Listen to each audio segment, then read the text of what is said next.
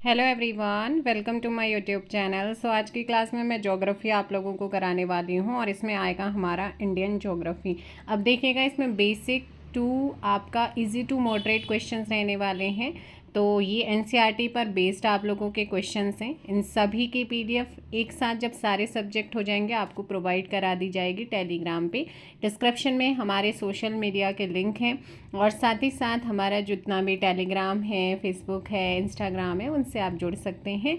Link आपको video के descriptions में मिलेंगे। बाकी आप वीडियो को हाइप ज़रूर दीजिएगा। मैंने कहा बेसिक टू एडवांस लेवल के क्वेश्चंस आपको देखने को मिलेंगे और ये ज़्यादातर क्वेश्चन किसी न किसी एग्ज़ाम्स में आए हुए हैं। पीवाईक्यू बेस्ड हैं, अलग अलग सेंटर, स्टेट, हर एक एग्ज़ाम्स में पूछे गए क्वेश्चंस हैं। क्षेत्रफल की दृष्टि से भारत का सबसे बड़ा राज्य अगर आपसे पूछता है किसके according to area, population wise आप सभी जानते हैं यूपी है, लेकिन एरिया वाइज अगर हम देखते हैं भारत का सबसे बड़ा राज्य कौन सा हो जाएगा, राजस्थान है।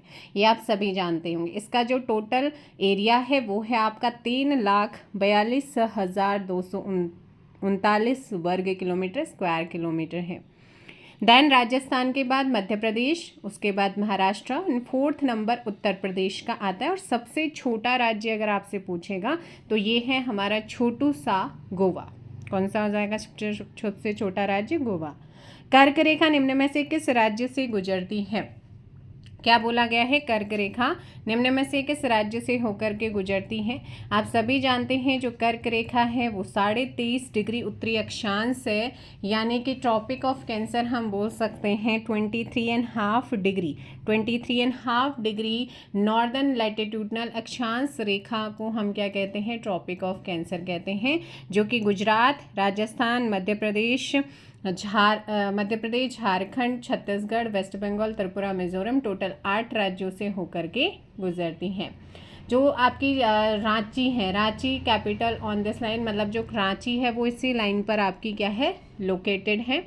गुजरात का कौन सा वाला? एक है मोढेरा विलेज है, जो कि 100% क्या है? सोलर एनर्जी पर बेस्ड है। और सन टेम्पल भी एक है, कहाँ पर? गुजरात के अंदर ही। और जो माही रिवर है वो क्रॉस करती है 2 टाइम्स किसे? ट्रॉपिक ऑफ कैंसर को। यानी कि हम ये बोल सकते हैं कि जो ट्रॉपिक ऑफ कैंसर है ये इंडिया को 2 बराबर भागों में बांटती है।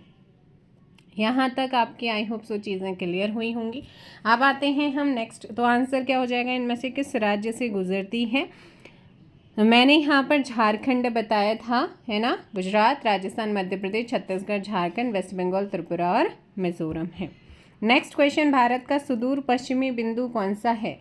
तो भारत का सुदूर पश्चिमी बिंदु कौन सा होता है? हमारा गौर माता है, गुजरात में है। गुहार मोती गौर माता गुजरात, जो कि 68 डिग्री 7 मिनट पूर्वी देशांतर से शुरू होता है। तो पूर्वी देशांतर गौर माता गुजरात, ऑप्शन सी आपका सही होगा। जबकि हमारा जो मुख्य भूमि है ना, मुख्य भूमि का सुदूर पूर्वी बिंदु पूछेगा तो वो किबुथु अरुणाचल प्रदेश में लोकेटेड है। निम्न में से या निम्नलिखित में से कौन सा राज्य पूर्वोत्तर की 7 बहनें का सदस्य है? तो 7 बहनों में अरुणाचल, नागालैंड, मणिपुर, मिजोरम, त्रिपुरा, मेघालय, असम, इनको जोड़ा जाता है। तो इसमें है कि कौन सदस्य है? तो इसमें आपका कौन सदस्य? त्रिपुरा यहाँ पर आंसर हो जाएगा। नेक्स्ट क्वेश्चन, भारतीय मानक समय की यामयोत्तर रेखा किस राज्य से नहीं गुजरती है? तो भारत का जो मानक समय लिया गया है वो 82.5 डिग्री पूर्वी देशांतर को माना गया है, जो कि आपका उत्तर प्रदेश की नैनी, मिर्ज़ापुर, प्रयागराज से लिया जाता है। और ये 5 राज्यों से होकर गुजरती है, उत्तर प्रदेश, मध्य प्रदेश, छत्तीसगढ़, उड़ीसा और आंध्र प्रदेश। कर्क रेखा और जो हमारी भारतीय मानक समय रेखा है वो दोनों ही छत्तीसगढ़ में आकर एक दूसरे को कट करती हैं। तो यहाँ पर किस राज्य से नहीं गुजरती है? महाराष्ट्र से नहीं गुजरेगी। ऑप्शन क्या हो जाएगा? सी आपका सही होगा। नेक्स्ट है, भारत का सबसे बड़ा संघ राज्य क्षेत्र कौन सा है? तो हम अगर बात करते हैं भारत का सबसे बड़ा संघ राज्य क्षेत्र की, हमारा लद्दाख आता है ना। इसके बाद जम्मू एंड कश्मीर, अंडमान निकोबार, दिल्ली, दादरा नगर हवेली, दमन दीव, पुदुचेरी, चंडीगढ़, सबसे छोटा लक्षद्वीप हमारा आता है। तो सबसे बड़ा यहाँ पर आ जाएगा लद्दाख, ऑप्शन सी। क्षेत्रफल की दृष्टि से विश्व में भारत का कौन सा स्थान है? क्षेत्रफल की दृष्टि से विश्व में भारत का कौन सा स्थान है? भारत, रूस, कनाडा, संयुक्त राज्य अमेरिका और चाइना, ब्राज़ील, ऑस्ट्रेलिया के बाद आता है 7वें नंबर पर, 7वां नंबर, और पॉपुलेशन वाइज फिलहाल दूसरे नंबर पर है अकॉर्डिंग टू सेंसस 2011। हो सकता है अब जो सेंसस आएगा उसमें हम क्या हो जाएंगे, पहले नंबर पर होंगे। हाँ अच्छा, हमारा जो एरिया है हमारे इंडिया का वो है 32,87,263 स्क्वायर किलोमीटर वर्ग किलोमीटर में फैला है भारत पूरे विश्व का। निम्नलिखित में से कहाँ सूर्य की किरणें ऊर्ध्वाधर पड़ती हैं? तो भाई वो कौन सा स्थान है जहाँ पर हमारी जो सूर्य की किरणें हैं वो ऊर्ध्वाधर पड़ती हैं? तो यहाँ पर कर्क मकर रेखा पर सूर्य की किरणें सीधी किरणें पड़ती हैं। श्रीनगर कर्क रेखा से बहुत दूर, लगभग जो आता है वो 34 डिग्री उत्तरी अक्षांश पर लोकेटेड है। तो यहाँ पर क्या होती हैं, सीधी नहीं पड़ती हैं। तो ऐसे में ऑप्शन श्रीनगर आपका सही होगा। अगला क्वेश्चन है, निम्नलिखित में से किस राज्य की सीमा म्यांमार से स्पर्श नहीं करती है? देखो म्यांमार पहले पुराना नाम वर्मा था, भारत से ही अलग हुआ है ये। 1643 किलोमीटर हम इसके साथ बॉर्डर शेयर करते हैं, 1643 किलोमीटर है ना। तो ये बॉर्डर हम इसके साथ शेयर करते हैं। इसमें इसके साथ हमारे अरुणाचल, नागालैंड, मणिपुर, मिजोरम ये और त्रिपुरा, ये राज्य क्या करते हैं, बॉर्डर शेयर कर, त्रिपुरा नहीं आता, त्रिपुरा सिर्फ बांग्लादेश के साथ करते हैं। तो यहाँ पर अरुणाचल प्रदेश, नागालैंड, मणिपुर, मिजोरम ये इसके साथ बॉर्डर शेयर करते हैं। तो स्पर्श नहीं करता है असम, स्पर्श नहीं करता है असम, तो इस साइड आ जाता है। संघ राज्य क्षेत्र पुदुचेरी की सीमा किस राज्य के साथ स्पर्श नहीं होती? तो पुदुचेरी जो है ना, आप सभी जानते हैं पुदुचेरी संयुक्त रूप से माहे कराईकल यनम पुदुचेरी के साथ भारत का एक यूटी है। देखो आंध्र प्रदेश और तमिलनाडु और केरल राज्यों के साथ अपनी सीमा बनाता है, तो कर्नाटक के साथ नहीं बनाता है।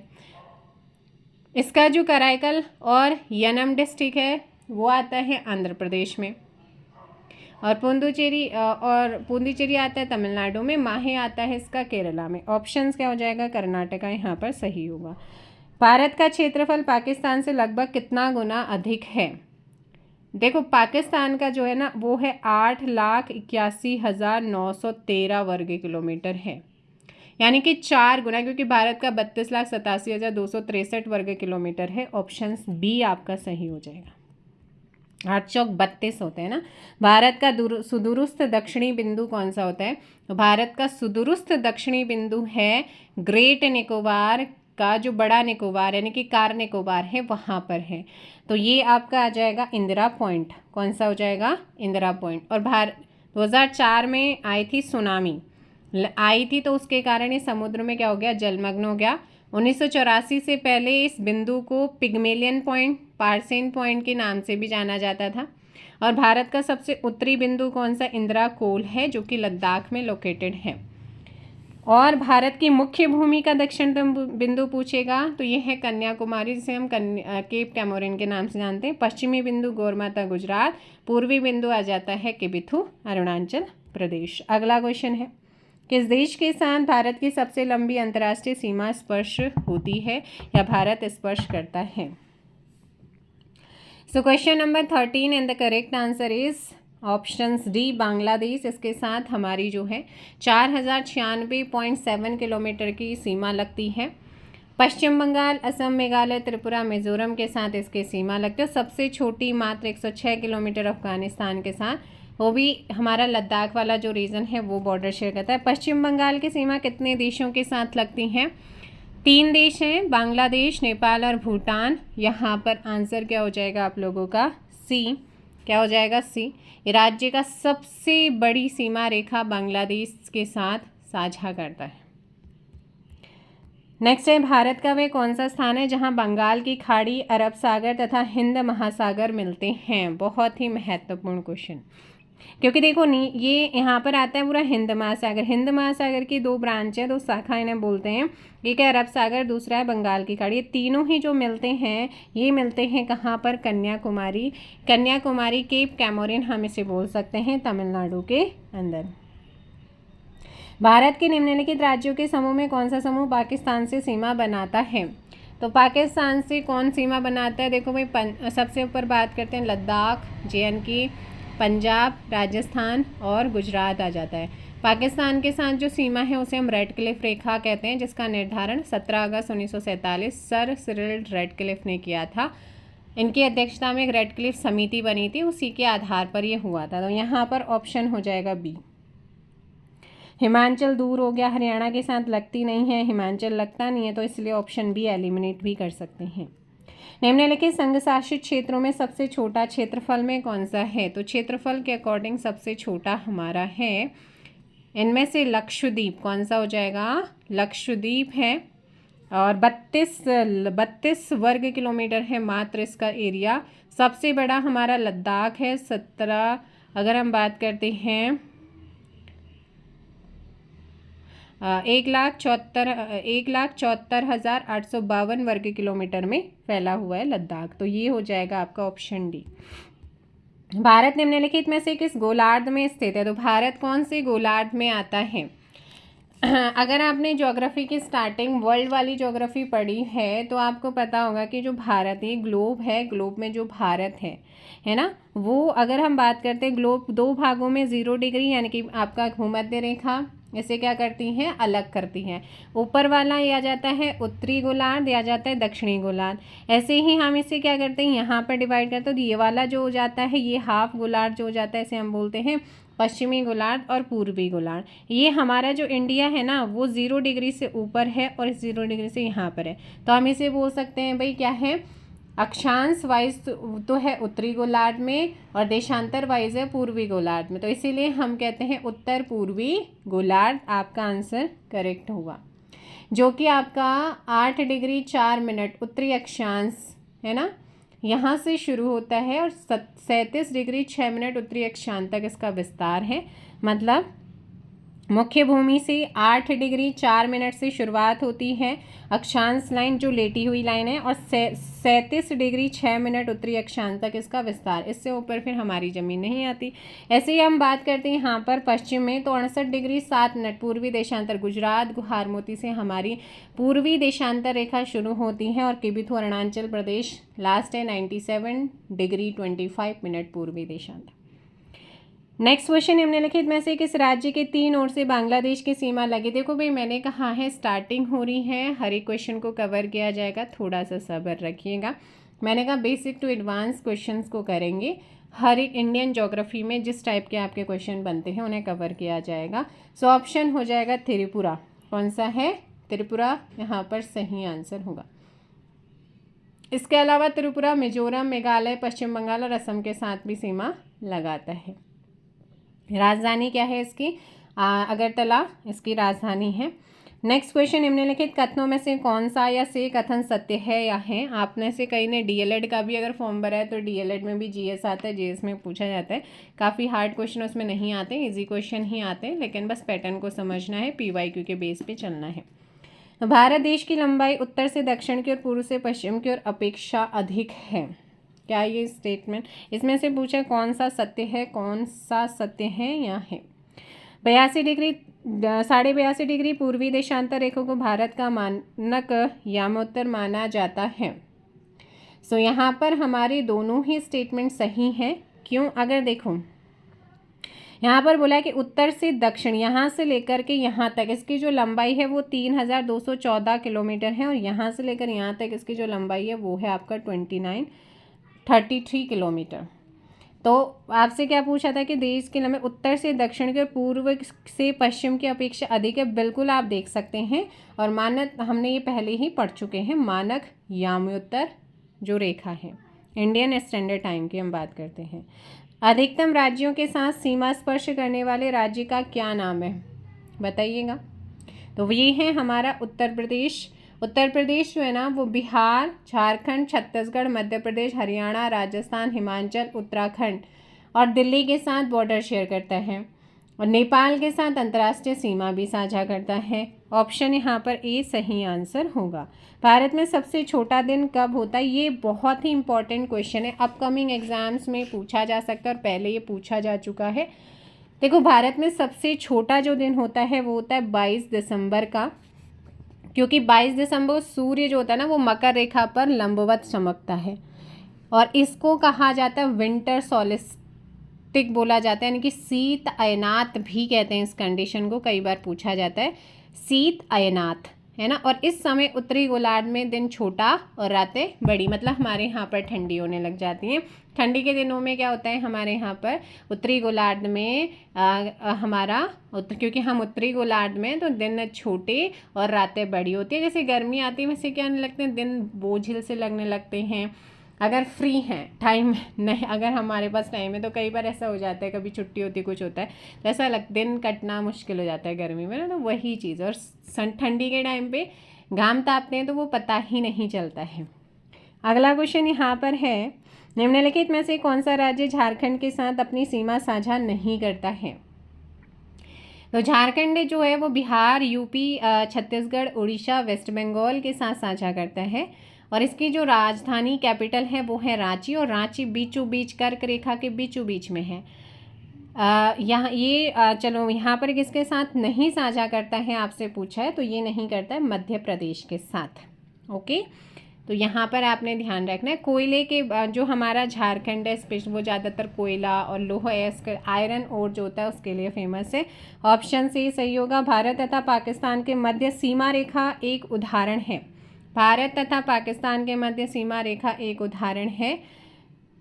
तो ये आपकी होती है सुप्रीम पोस्ट, है ना, हम इसे बोल सकते हैं सुपर इम्पोज्ड।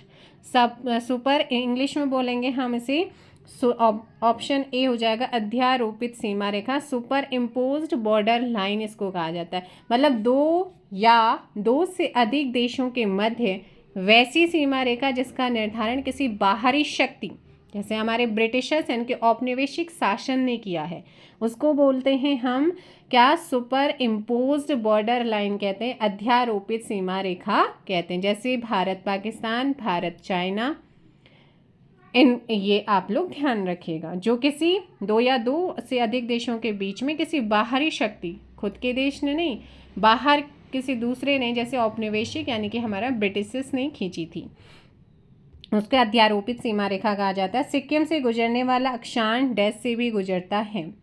तो पूर्व में स्थित सिक्किम राज्य से जो अक्षांश गुजरता है वो भारत के पश्चिमी राजस्थान से भी गुजरता है। तो यहाँ पर आ जाता पश्चिमी राजस्थान। नेक्स्ट क्वेश्चन है, उत्तर पश्चिम में भारत भूमि की सीमाएं किस देश के साथ लगती हैं। उत्तर पश्चिम में, तो उत्तर पश्चिम में पाकिस्तान के साथ ही लगाते हैं, है ना। इधर वाला जो एरिया हो जाता है, तो ये आपका नॉर्थ है और इधर पश्चिम है, तो पश्चिम में किसके साथ लगाते हैं, पाकिस्तान के साथ लगाते हैं ऑप्शंस के अकॉर्डिंग। चलेगा। जब पाकिस्तान की बात करें, राजधानी इस्लामाबाद है, किरथर, सुलेमान और हिंदू कुश यहाँ के क्या हैं, पर्वत श्रेणियाँ हैं। और भारत के दक्षिण में श्रीलंका है, उत्तर पूर्व में बांग्लादेश, म्यांमार के साथ सीमा साझा होती है, ये भी आप ध्यान रखिए। नेक्स्ट हमारे यहाँ पे जो चैप्टर आएगा वो भारत के भौगोलिक स्वरूप। अभी आपने पढ़ा था भारत का सिर्फ इंट्रोडक्शन यानी कि भारत के परिचय से। अब ये वाला जो चैप्टर है उसका जो पहला क्वेश्चन है ना, यहाँ से कई बार एग्जाम्स में क्वेश्चन आता है। जैसे भारत में पश्चिमी तट के उत्तरी भाग को क्या कहते हैं। अब जो पश्चिमी तट का ये उत्तरी भाग है इसको क्या कहा जाता है। दमन से गोवा तक का जो ये भाग होता है इसको हम क्या कहते हैं, कोई बताएगा। गुजरात से लेके महाराष्ट्र तक के तट को स्पेशली कोंकण तट कहा जाता है। देन तो यहाँ पर आपका आएगा कहाँ से, दमन से लेकर के गोवा तक का तट कोंकण तट आ जाता है। अब जो हमारा केरला का तट होता है, इस केरला के तट को हम क्या कहते हैं, मालाबार तट के नाम से जानते हैं। और वहीं अगर हम बात करते हैं आंध्र प्रदेश में कृष्णा नदी से गोदावरी तक का जो भूभाग है उसे हम उत्तरी सरकार कहते हैं। और पूर्वी तट के दक्षिणी भाग आंध्र प्रदेश और तमिलनाडु का जो तटीय मैदान है उसे कोरोमंडल तट के नाम से जानते हैं। तो यहाँ पर हमारा आंसर क्या हो जाएगा, ए सही आंसर होगा। नेक्स्ट क्वेश्चन नंबर 2 है, पाक जलडमरू मध्य तथा मन्नार की खाड़ी द्वारा निर्मित संकीर्ण समुद्री जलमार्ग द्वारा इनमें कौन सा देश भारत से अलग होता है। सीधी बात कर रहे हैं पाक स्टेट की। पाक स्टेट भारत के तमिलनाडु और श्रीलंका के उत्तरी भाग के मध्य एक जल संयोजी है, वाटर स्टेट है। तो यहाँ पर ऑप्शन हो जाएगा सी, ये बंगाल की खाड़ी को पाक की खाड़ी और मन्नार की खाड़ी से क्या करता है, जोड़ती है। ये जो स्टेटस का जो नामकरण हुआ है वो ब्रिटिश शासनकाल में मद्रास प्रेसिडेंसी का एक गवर्नर था रॉबर्ट पार्क, उसके नाम पर ये पार्क स्टेट नाम रखा गया है। तो ये ध्यान रखिएगा किसको यहाँ पर कनेक्ट करता है, ये भी आपने ध्यान रखना है। सियाचिन ग्लेशियर को लेकर किन देशों में विवाद है, मोस्ट इम्पॉर्टेंट है। अब यहाँ पर हम बात करते हैं सियाचिन हिमनद, ट्रांस हिमालय की काराकोरम श्रेणी में है। सियाचिन ग्लेशियर लद्दाख में है, लद्दाख में भी हमारा जो ट्रांस हिमालय है, ट्रांस हिमालय की जो काराकोरम श्रेणी है या रेंज है उसमें भारत पाक सीमा पर कहीं ना कहीं, लेकिन हम इसे अपना पार्ट ही मानते हैं। और ये विश्व का सबसे ऊंचा युद्ध स्थल, आपसे पूछता है कई बार स्टैटिक जीके कि विश्व का सबसे ऊंचा युद्ध स्थल कौन सा है, वो यही है। और ये आपका भारत पाकिस्तान के बीच में विवाद बना होता है। इस हिमनद को लेकर के विवाद है। इस हिमनद में से रीमो हिमनद जो है ना, वहाँ से सिंधु नदी तंत्र की प्रमुख सहायक नदी शोक है, शोक निकलती है। व्हीलर द्वीप का नया नाम क्या है, तो व्हीलर द्वीप बहुत ही इंपॉर्टेंट क्वेश्चन आप लोगों के सामने है। ओडिशा सरकार ने 2 सितंबर 2015 को इस द्वीप का जो नामकरण है भारत के महान वैज्ञानिक और पूर्व राष्ट्रपति, समझ गए, APJ अब्दुल कलाम, है ना, अब्दुल कलाम के नाम पर किया गया। ये जो द्वीप है ये भारत के पूर्वी तट से लगभग 10 किलोमीटर की दूरी पर बंगाल की खाड़ी में उड़ीसा में लोकेटेड है ना। भारत अपने जितने भी प्रक्षेपास्त्र कार्यक्रम के परीक्षण टेस्ट सेंटर हैं वहाँ पर इसका प्रयोग करता है के रूप में। अगला क्वेश्चन है यहाँ पर, भारत में सबसे लंबा समुद्र तट सी बीच कौन सा है, तो तमिलनाडु की राजधानी है चेन्नई, वहाँ पर आता है, आपने नाम सुना होगा फेमस मरीना तट, मरीना बीच। ऑप्शंस हो जाएगा आप लोगों का डी। भारत का सबसे लंबा समुद्री तट है, इसकी कुल लंबाई लगभग 13 किलोमीटर है। नेक्स्ट है, भारत में एकमात्र सक्रिय एक्टिव ज्वालामुखी है बैरन, और ये बैरन कहाँ पर है, बहुत ही इंपॉर्टेंट है। देखो ये सिर्फ ना भारत का बल्कि हमारा जो दक्षिण एशिया है ना, उस दक्षिण एशिया का एकमात्र एक्टिव क्या है, वॉल्केनो है, ज्वालामुखी द्वीप है, आइलैंड है, जो बंगाल की खाड़ी में अंडमान निकोबार द्वीप समूह है उसी का ही भाग होता है। तो यह आपका आंसर क्या हो जाएगा, 6 का ऑप्शन है अंडमान द्वीप समूह। दूसरा, इसका बैरन का मतलब होता है बंजर, जहाँ कोई नहीं रहता, और द्वीप पर कोई मानव बसाव नहीं है। तो यहाँ पर इसीलिए हम ऑप्शन पे जाएंगे ई के साथ। खैबर दर्रा कहाँ पर स्थित है, इम्पोर्टेंट क्वेश्चन है। तो ये जो खैबर दर्रा है ये वैसे उत्तर पश्चिमी पाकिस्तान की सीमा और अफ़गानिस्तान के काबुलिस्तान मैदान है, उसके मध्य हिंदुकुश श्रेणी के बीच में सफ़ेद कोह पर्वत श्रृंखला में ये स्थित है। तो यहाँ पर हमारा आ जाएगा फिर ऑप्शन डी के साथ जाएंगे। कभी भी दोनों देशों के वो नाम अगर देगा तो भारत पाकिस्तान, भारत अफ़गानिस्तान, पाकिस्तान अफ़गानिस्तान, इस तरीके से देगा, दोनों के एक साथ नहीं देगा, है ना। और इस दर्रे के माध्यम से भारतीय उपमहाद्वीप और मध्य एशिया के बीच आवागमन संभव होता है। तो यहाँ पर ऑप्शन क्या हो जाएगा आपका डी करेक्ट आंसर होगा। चलेगा, नेक्स्ट क्वेश्चन आप लोगों के सामने, फटाफट आंसर कीजिए कि निम्नलिखित दर्रों में से कौन सा सतलुज नदी घाटी में स्थित है। तो ऐसा कौन सा दर्रा जो सतलुज नदी घाटी में लोकेटेड है, तो ये है आप लोगों का शिवकिला दर्रा। कौन सा है, शिवकिला दर्रा, यहाँ पर आप लोग ध्यान रखिएगा। नेक्स्ट क्वेश्चन एक आता है आपका नाथुला दर्रा। तो नाथुला सिक्किम में है, भारत का दूसरा सबसे बड़ा व्यापारिक दर्रा इसको माना जाता है, ठीक है। चलिए नेक्स्ट क्वेश्चन, कैलाश मानसरोवर की यात्रा पर जाने वाले तीर्थयात्रियों को तिब्बत में प्रवेश करने के लिए किस दर्रे को पार करना होता है, तो इनको पार करना होता है किसको, नाथुला दर्रा जो कि सिक्किम में है। और साथ ही लिपुलेख दर्रा भी आता है उत्तराखंड का, लेकिन यहाँ पर ऑप्शन डी हो जाए, उत्तराखंड का लिपुलेख और नाथुला दर्रा सिक्किम। चलिए, और जो हमारा ये नाथुला दर्रा है ये भारतीय राज्य सिक्किम का जो तिब्बत चुंबी घाटी है वहाँ मतलब तिब्बत को चुंबी घाटी है उससे जोड़ता है, उससे कनेक्ट करता है। नेक्स्ट क्वेश्चन यहाँ पर आता है 10th, डक्कन पैसेज निम्नलिखित में से किसके मध्य में स्थित है, डक्कन पैसेज। और डक्कन पैसेज की हम बात करते हैं तो डक्कन पैसेज दक्षिणी व लिटिल अंडमान के बीच में है, इंपॉर्टेंट क्वेश्चन है। ठीक है, ये ग्रेट अंडमान द्वीप समूह रटलैंड, कौन सा, रटलैंड द्वीप का पार्ट है जो रटलैंड द्वीप को लिटिल अंडमान से अलग करता है। इसके पश्चिम में बंगाल की खाड़ी और पूर्व में अंडमान सागर लोकेटेड है। सो इसका आंसर क्या हो जाएगा, ऑप्शन आपका बी करेक्ट आंसर हो जाएगा। नेक्स्ट क्वेश्चन पे चलते हैं। क्वेश्चन है यहाँ पर, वृहत हिमालय में स्थित एक ठंडा रेगिस्तान है, कहाँ पर?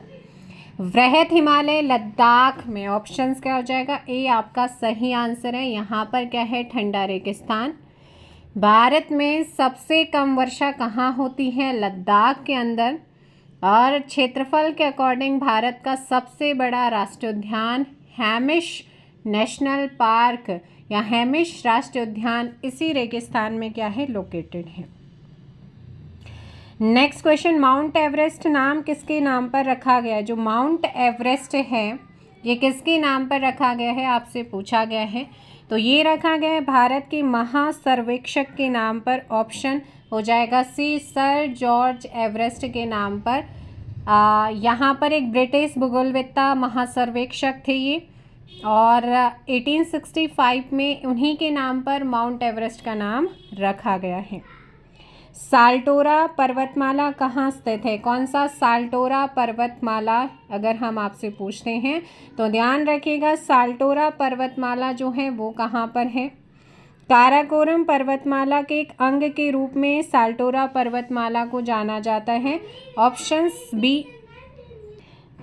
बी यहाँ पर क्या हो जाएगा, आपका सही आंसर होगा। साल्टोरा जो पर्वतमाला है ना, वो पीओके जो हमारा पाक ऑक्युपाइड कश्मीर का जो गिलगित बल्तिस्तान क्षेत्र है उसकी सीमा पर है, और सियाचिन ग्लेशियर के दक्षिण पश्चिम में ट्रांस हिमालय के काराकोरम जो श्रेणी जो रेंज है वहाँ पर है। इसीलिए इसे काराकोरम के हृदय स्थल के रूप में भी जाना जाता है, इसी साल्टोरा पर्वतमाला को। नेक्स्ट क्वेश्चन है, निम्नलिखित में से कौन सी पर्वत श्रेणी भारत में सबसे पुरानी है? तो निम्नलिखित में से कौन सी पर्वत श्रेणी भारत में सबसे पुरानी है? तो ये है हमारी अरावली। कौन सी है? अरावली है, सबसे प्राचीन पर्वत श्रेणी है। इसका जो निर्माण हुआ है, कई बार पूछा जाता है कि किस काल में हुआ है, तो प्री कैम्ब्रियन काल में हुआ है। 300 से 800 मीटर तक ऊंची है ये श्रेणी, और इसकी जो सर्वोच्च चोटी है वो माउंट आबू के पास गुरु शिखर है, जो कि गुरु शिखर है। सबसे ऊंची चोटी कौन सी? माउंट आबू के पास गुरु शिखर। 1722 मीटर इसकी हाइट है ना। और ये जो पर्वत श्रेणी है अरावली, दक्षिण पश्चिम में अहमदाबाद गुजरात से लेकर उत्तर पूर्व में दिल्ली तक 800 किलोमीटर की लंबाई इसकी है। और दिल्ली में रायसीना जो पहाड़ी है जिस पर राष्ट्रपति भवन है वो इसी का ही एक भाग है, उसी पर ये रायसीना पहाड़ी पर राष्ट्रपति भवन बना हुआ है। नेक्स्ट है, नागा खासी और गारो पहाड़ियाँ कहाँ पर स्थित है? नागा खासी और गारो पहाड़ियों की अगर बात करते हैं तो ये है हमारे पूर्वांचल श्रेणी है, पूर्वांचल पर्वतमाला। ऑप्शन सी पहाड़ियाँ हैं नागा खासी और गारो। ठीक है, हिमालय श्रेणी का ही एक विस्तार इनको माना जाता है उत्तर पूर्व में। और नेक्स्ट क्वेश्चन है यहाँ पर 16, कौन सी पर्वत श्रेणी भारत में स्थित है? तो इनमें से ऐसी कौन सी श्रेणी है जो आपके भारत में स्थित है? यहाँ पर इसमें से पीर पंजाल आ जाएगा। कौन सा आता है? पीर पंजाल। जो अराकन यामा है ये अराकन योमा म्यांमार में है। साल्ट रेंज आपकी पाकिस्तान में है। सुलेमान पाकिस्तान अफ़गानिस्तान में लोकेटेड है। और जो पीर पंजाल है हिमाचल जम्मू कश्मीर पाक ऑक्युपाइड कश्मीर में ये फैला हुआ है। मैकॉल पर्वतमाला किस राज्य में स्थित है? फटाफट कमेंट कीजिए। मैकॉल पर्वतमाला, इसका सर्वोच्च, इस पर्वत श्रेणी का जो मैकॉल पर्वतमाला है इसकी सर्वोच्च शिखर अमरकंटक है जो 1036 मीटर की ऊंचाई है, जिसकी सोन नर्मदा और महानदी नदियों का उद्गम अमरकंटक पहाड़ी से ही होता है। सोन गंगा की प्रमुख सहायक नदी है और दक्षिण से नॉर्थ की तरफ ये जाती है। तो ये आपका छत्तीसगढ़ में है मैकॉल पर्वतमाला।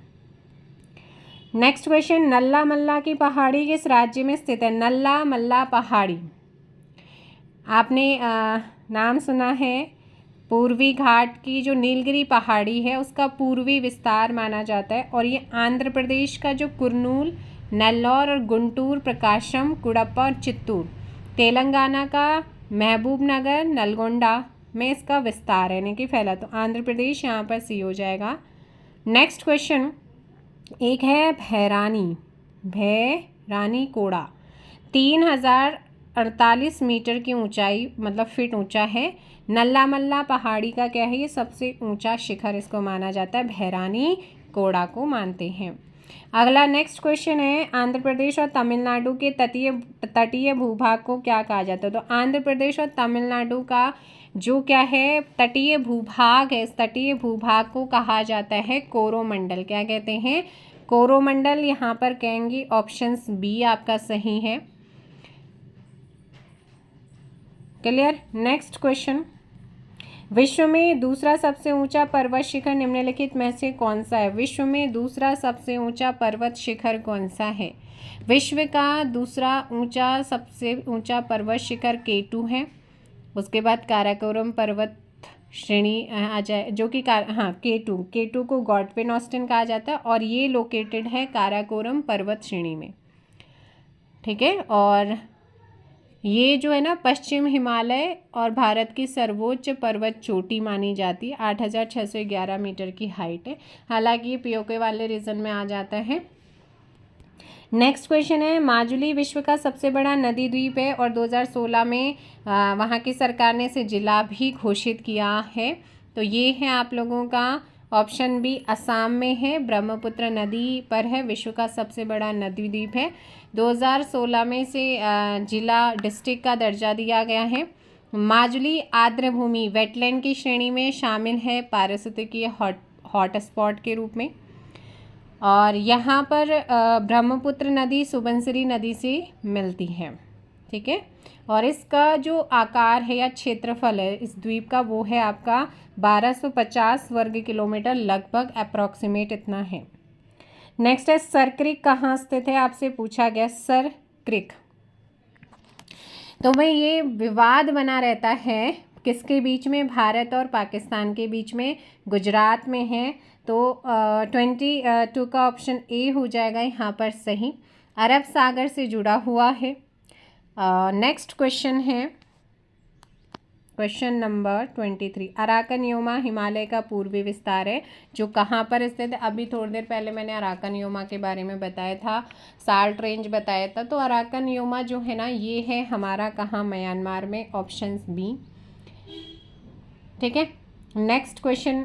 और साथ ही अगर मैं बात करूँ इस श्रेणी जो अराकनयोमा है ना इसका कुछ भाग भारतीय राज्य हमारा असम, नागालैंड, मिजोरम में फैला हुआ है।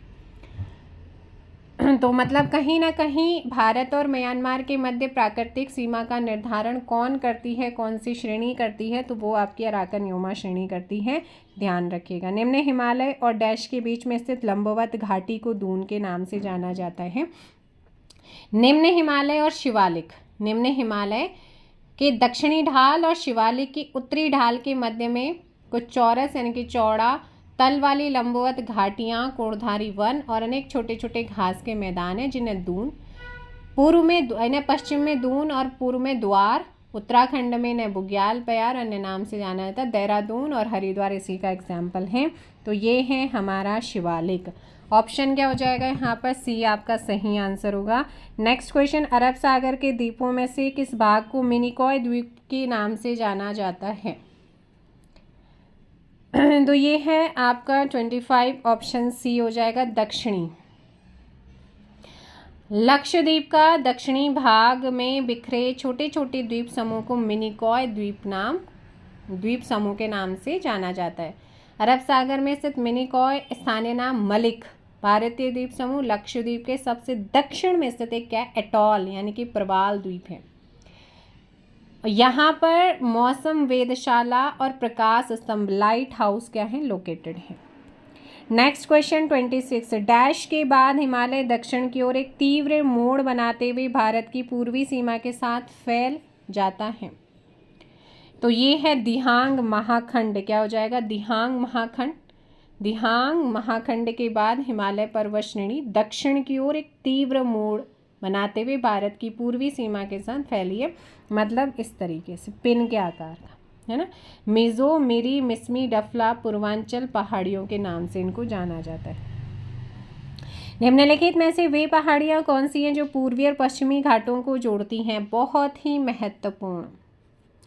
तो पूर्वी और पश्चिमी घाटों का मिलन बिंदु है हमारी नीलगिरी, ऑप्शंस हो जाएगा नीलगिरी पहाड़ियाँ, ऑप्शन सी, है ना। भारत के दक्षिण में तमिलनाडु, केरल और कर्नाटक में फैली है ये श्रेणी, जो पश्चिम घाट पर्वत श्रेणी का विस्तार है।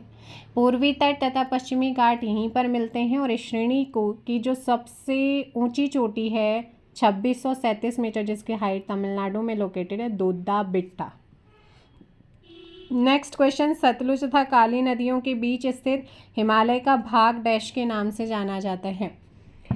तो भाई अगर बात करूँ यहाँ पर सतलुज और काली नदियों के मध्य स्थित हिमालय का भाग, इसे कहते हैं कुमायूं हिमालय। क्या? कुमायूं हिमालय के नाम से जाना जाता है। नेक्स्ट क्वेश्चन है, तीस्ता और दिहांग नदियों के मध्य आने वाले हिमालय को डैश के नाम डैश हिमालय कहा जाता है। तो इसे कहते हैं असम हिमालय। क्या कहते हैं? असम हिमालय। आप लोग ध्यान रखिएगा। नेक्स्ट क्वेश्चन है, निम्नलिखित में से किसे सह्याद्री पर्वतमाला भी कहा जाता है? बहुत ही महत्वपूर्ण है। भारत का जो पश्चिमी तट है, पश्चिमी तट पर स्थित पर्वत श्रृंखला पश्चिमी घाट, उसी को ही क्या कहते हैं हम? सह्याद्री के नाम से जानते हैं। ये दक्कन का पठार के पश्चिमी तट के समानांतर उत्तर में ताप्ती के मुहाने से दक्षिण में कन्याकुमारी तक 1600 किलोमीटर की लंबाई में फैला हुआ है। मतलब गुजरात, महाराष्ट्र, गोवा, कर्नाटका, केरला, तमिलनाडु में फैला है। केरल के तट को कहा जाता है, बहुत बार एग्जाम्स में आया हुआ है, और केरल के तट को क्या कहा जाता है? मालाबार तट इसे कहा जाता है। क्या कहते हैं? मालाबार तट। दक्षिण भारत का सर्वाधिक वर्षा वाला क्षेत्र इसको माना जाता है। मसालों के व्यापार के लिए ऐतिहासिक रूप से पहले से ही फेमस रहा है, प्रसिद्ध रहा है, गरम मसाला स्पेशली। जोजिला दर्रा जोड़ता है, बहुत ही इम्पोर्टेंट है। देखिएगा, जो जोजिला दर्रा है वो लद्दाख में है। अगर ऑप्शन में लद्दाख नहीं मिलता है तो फिर JNK, कई एग्ज़ामों में ऐसा देखा गया है कि वहाँ पर ये आपको दिखाते हैं। वैसे लद्दाख में जब तक जम्मू कश्मीर राज्य था तब तक जम्मू कश्मीर में था, अब जम्मू कश्मीर UT में डिवाइड हो गया तो फिर आपका लद्दाख के अंदर चला गया। तो ये जो जोजिला दर्रा है ये श्रीनगर को लेह से कनेक्ट करता है। कैसे करता है? श्रीनगर को लेह से कनेक्ट करता है। चलेगा, नेक्स्ट क्वेश्चन आता है 33। पुरातन काल में हिमालय के स्थान पर कौन सा सागर विद्यमान था? तो पुरातन काल में हिमालय के स्थान पर कौन सा सागर विद्यमान था? तैथिस सागर। कौन सा था? तैथिस सागर। ऑप्शंस हो जाएगा सी। कुल्लू घाटी किसके मध्य में स्थित है? फटाफट कमेंट कीजिएगा। कुल्लू घाटी, तो कुल्लू घाटी हमारी लद्दाख और पीर पंजाल श्रेणी के मध्य में है। ऑप्शंस क्या हो जाएगा? ए यहाँ पर सही होगा। अंडमान तथा निकोबार द्वीप समूह में सबसे ऊंची चोटी कौन सी है? बहुत ही महत्वपूर्ण, 732 मीटर उसकी ऊंचाई है। सैडल पीक राष्ट्रीय उद्यान द्वारा घिरा हुआ है। सैडल चोटी के ढलानों से ही कलपुंग नदी का क्या होता है? ओरिजिन होता है। माउंट सैडल यहाँ पर ध्यान रखिए। नेक्स्ट है, पूर्वी हिमालय की तुलना में वृक्ष रेखा ट्री लाइन का ऊंचाई मान पश्चिमी हिमालय में होता है, कम होता है। ठीक है, वह सीमा रेखा जिसके आगे या ऊपर वृक्ष नहीं उगते हैं, वृक्ष रेखा ट्री लाइन कहलाती है। वर्षा की अधिकता व ढलान के कारण पूर्वी तथा मध्य हिमालय में ट्री लाइन का मान 3600 से 3800 मीटर तक है, जबकि पश्चिम तथा उत्तरी पश्चिम हिमालय क्षेत्र में वृक्ष रेखा का मान 3300 से 3600 मीटर तक रहता है। पूर्वी हिमालय की तुलना में पश्चिमी हिमालय में प्राकृतिक वृक्ष रेखा का ऊंचाई मान कम होता है। तो इसीलिए ऑप्शन क्या हो जाएगा? बी आपका सही होगा। निम्नलिखित में से कौन अक्साई चीन का भाग है? तो इसमें से कौन अक्साई चाइना का भाग है? लद्दाख पठार। कौन सा है? लद्दाख पठार। यहाँ पर ऑप्शन डी होगा। भारत चीन पाकिस्तान की सीमाओं के सम्मेलन स्थल पर अक्साई चीन लोकेटेड है। 1962 के भारत चीन युद्ध के दौरान इस भूभाग पर अक्साई चीन पर चाइना ने अधिकार कर लिया। तभी से ये दोनों देशों के मध्य क्या बना हुआ है, भारत और चीन के मध्य विवाद बना हुआ है। और अक्साई चीन क्षेत्र में ही क्या आता है, हमारा लद्दाख का पठार लोकेटेड है। तो इसी के साथ इसका जो ज्योग्राफिकल स्ट्रक्चर वाला है वो आपका ख़त्म होता है। अब हम बात करेंगे उत्तराखंड की, उत्तराखंड नहीं, पूरे इंडिया की जलवायु की। हम इंडियन ज्योग्राफी कवर कर रहे हैं, तो जलवायु, मृदा, प्राकृतिक वनस्पति हम यहाँ पर पढ़ने वाले हैं, यानी कि हमारा 3rd चैप्टर। चलिए फटाफट कमेंट कीजिए कि मुंबई में पुणे की अपेक्षा अधिक वर्षा होती है, क्यों? इसका रीज़न क्या है? तो इसका जो रीज़न है वो है मुंबई पवनाभिमुखी है, इसीलिए पुणे, नागपुर पश्चिमी घाट के पूर्वी भाग में पवन विमुखी ढाल पर वृष्टि छाया प्रदेश में स्थित है। इस क्षेत्र की ऊंची ऊंची पर्वत चोटियों के कारण मानसूनी हवाएं इन क्षेत्रों में नहीं पहुंच पाती। परिणाम स्वरूप इन क्षेत्रों में कम वर्षा होती है।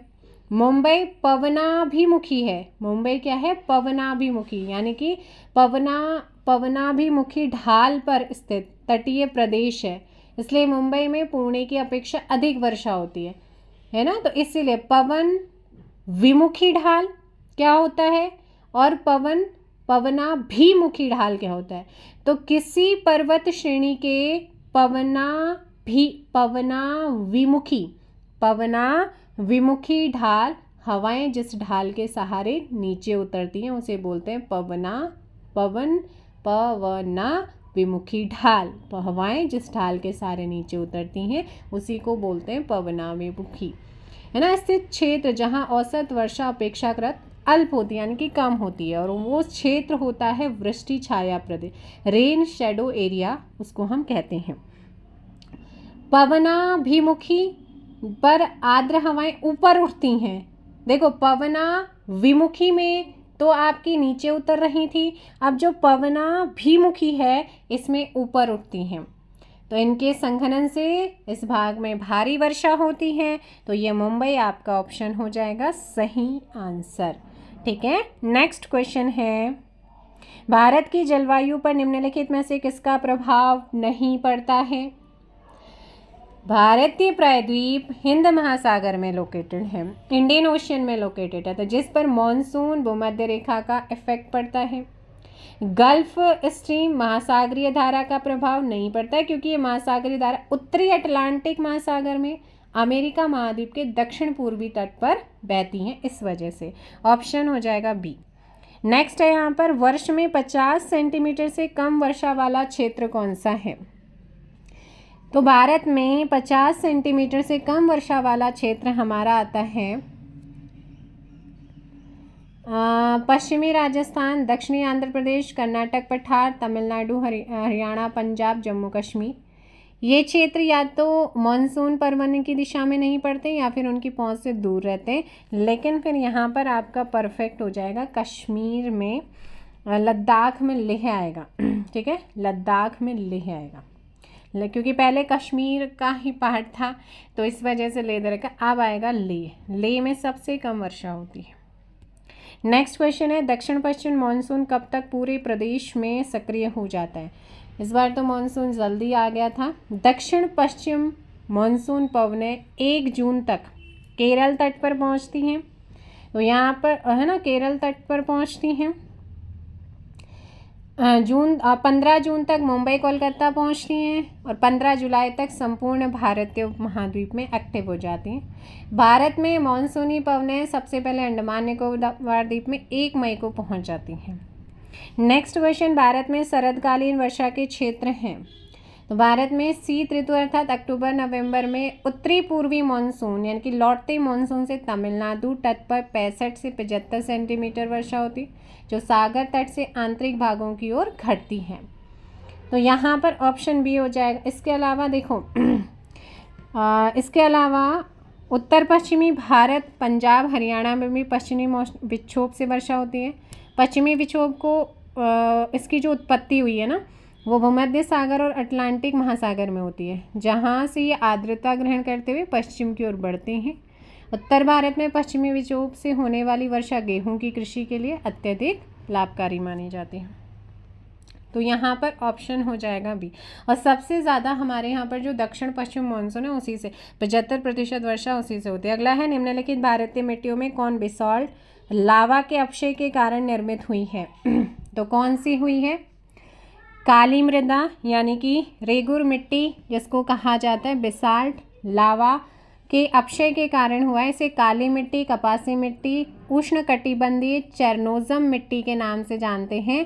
दक्कन पठार के ऊपरी भागों में विशेष रूप से महाराष्ट्र, मध्य प्रदेश, गुजरात और कर्नाटका में ये मिट्टी आपको देखने को मिलती है। नेक्स्ट क्वेश्चन, भारत में निम्नलिखित में से किस प्रकार का वन सर्वाधिक वृहत क्षेत्र में पाया जाता है?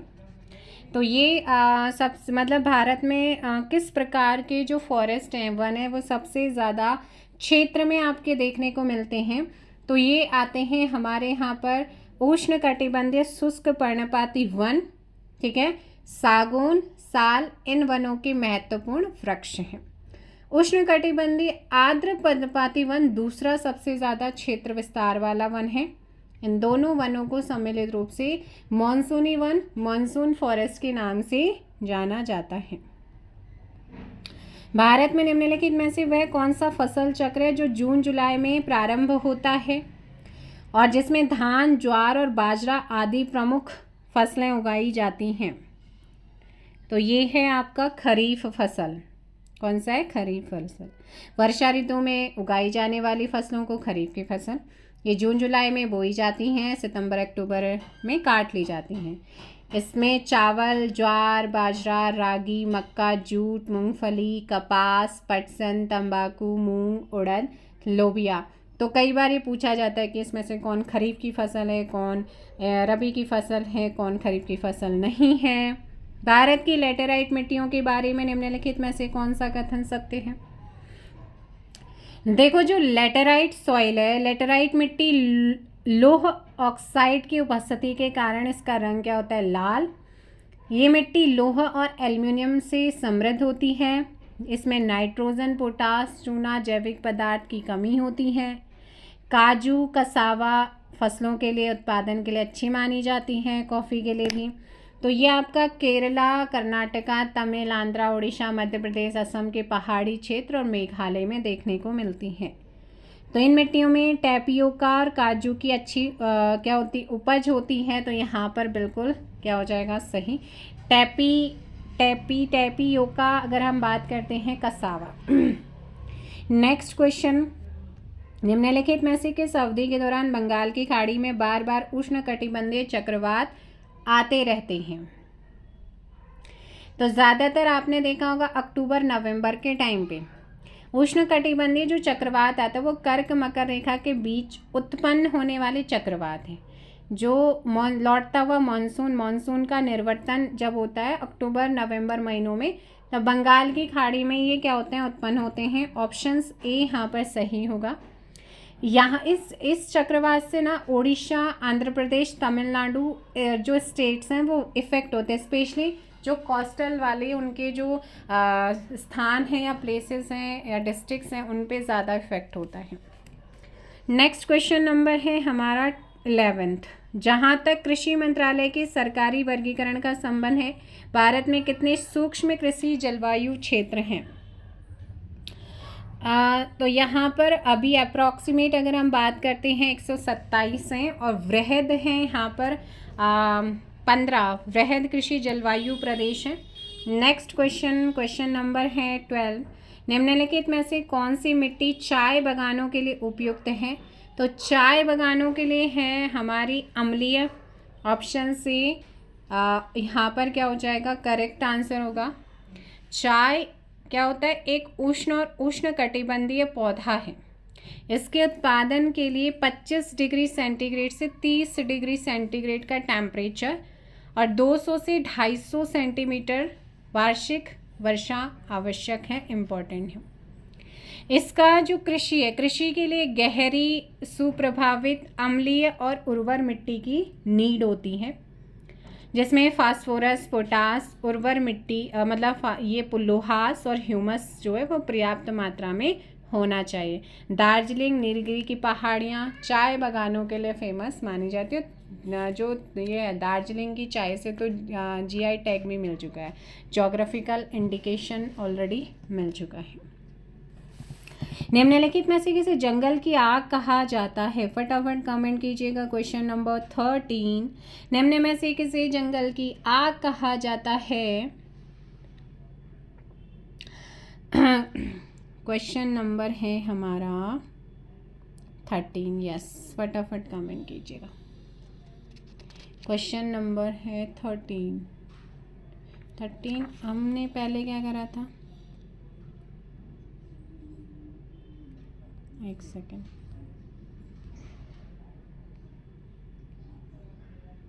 हाँ जी, तो ये अम्लीय हो गए। अब आते हैं 13 पे। निम्नलिखित में से किसे जंगल की आग कहा जाता है? तो ये होता है आपका ब्यूटिया मोनोस्पर्मा, मोनोस्पर्मा यानी कि पलास। इसमें लाल रंग के आकर्षक फूलों के कारण से जंगल की आग, फ्लेम ऑफ द फॉरेस्ट कहा जाता है। प्लास के फूल को उत्तर प्रदेश का राजकीय पुष्प घोषित किया जा चुका है। Butea monosperma. ऑप्शन सी यहाँ पर करेक्ट होगा। राल यानी कि आपका राल प्राप्त होता है। तो ये गोंद के समान एक हाइड्रोकार्बन युक्त द्रव्य लिक्विड है जो वृक्ष की छाल लकड़ी से प्राप्त होता है। तो ये आपका ऑप्शन है चीड़ के वृक्ष से मिलता है ना, जिसका यूज़ गोंद, लकड़ी की रोगन, वार्निश होता है जो, तारपीन का तेल, सुगंध और अगरबत्ती जो होते हैं उसे बनाने में यूज़ किया जाता है। भारत का सबसे शुष्क भाग कौन सा है? तो भारत का सबसे शुष्क भाग है वो है कौन सा? जैसलमेर राजस्थान। पश्चिमी राजस्थान का जैसलमेर सबसे शुष्क क्षेत्र है। 10 सेंटीमीटर से भी कम वर्षा होती है। अरावली पर्वतमाला के पश्चिम में स्थित है और इस क्षेत्र को वृष्टि छाया क्षेत्र में पड़ता है ये। और वृष्टि छाया किसे कहते हैं बताया था, जहां मानसूनी पवनें नहीं पहुंच पाती हैं। ठीक है, नेक्स्ट क्वेश्चन है हमारे यहाँ पर 15। तटीय क्षेत्रों के निकट डैश के कारण रात के समय भूमि पर तापमान कम होता है। सो क्वेश्चन नंबर 16, स्थल समीर के कारण। स्थल समीर रात में उत्पन्न होती हैं। रात में जल की अपेक्षा स्थल शीघ्र ठंडा हो जाता है। समुद्र पर निम्न दाब लो प्रेशर और धरातल पर हाई प्रेशर उच्च दाब बन जाता है, जिसके फलस्वरूप हवाएं स्थल से समुद्र की ओर चलने लगती हैं। इसीलिए तटीय क्षेत्र के निकट स्थलीय समीकरण के कारण जो टेम्परेचर है वो क्या हो जाता है? कम हो जाता है। ऑप्शन ए यहाँ पर सही होगा। नेक्स्ट है, भारत के किस राज्य में सर्वाधिक वर्षा होती है? तो भारत का वो क्षेत्र जहाँ पे सबसे ज़्यादा वर्षा होती है, भारत ही नहीं पूरे विश्व की सबसे ज़्यादा वर्षा वाला स्थान है हमारा चेरापूंजी मेघालय में है, मौसिनराम। ऑप्शंस ए आपका सही आंसर होगा। नेक्स्ट है, पौधों को सबसे अधिक जल किस मिट्टी से प्राप्त होता है? पौधों को सबसे अधिक जल किस मिट्टी से प्राप्त होता है? चिकनी मिट्टी से। ऑप्शन से, क्योंकि इस मिट्टी में जल धारण की जो क्षमता है वो सबसे ज़्यादा होती है, सबसे अधिक होती है, इस वजह से। नेक्स्ट, देश की निम्नलिखित मिट्टियों में से किसे स्वतः प्लगिंग, सेल्फ प्लगिंग यानी कि स्वतः जुताई की मिट्टी कहा जाता है? क्या होता है, जो आपकी रेगुलर काली मिट्टी होती है ना, तो यहाँ पर आंसर हो जाएगा ऑप्शन डी। काली मिट्टी में जल धारण की क्षमता, ये बहुत जल्दी जल को धारण कर लेती है। भीगने पर ठोस और चिपचिपी और सूखने पर क्या हो जाती है? ये दरार युक्त हो जाती है। जब दरारें पड़ जाएंगी मिट्टी, पहले तो भाई क्या है, जल धारण करेगी तो भीग जाएगी, ठोस हो जाएगी, चिपचिपी हो जाएगी, तो फिर उसके बाद जब सूखेगी, ड्राई होगी, तो इसमें दरार पड़ जाती है। फिर उसे मतलब प्लगिंग करने की ज़रूरत नहीं होती है। तो इसीलिए इसे क्या कहा जाता है? सेल्फ प्लगिंग स्वतः जुताई वाली मिट्टी या स्वतः कृष्य मिट्टी इसको कहा जाता है। ये है आपकी रेगुर मिट्टी। निम्नलिखित में से कौन सा या से कथन उष्णकटिबंधीय सदाबहार वनों के संदर्भ में सत्य है या है?